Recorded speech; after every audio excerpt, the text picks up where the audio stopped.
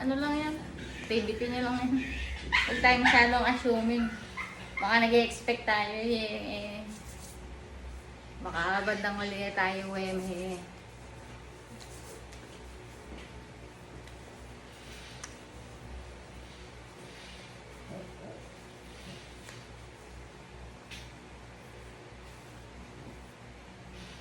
Oh, asan na yung magsasalita? Oh, eto na. Ganda ko naman. Nahiya naman ako. Abibit ganyan naman yung damit ko. Nakapaljama. Ganyan ba yung ginawa ng mga kalasi mo? Oo, eh, kailangan mo nasa Pila siya pa man. center. Ah, sige.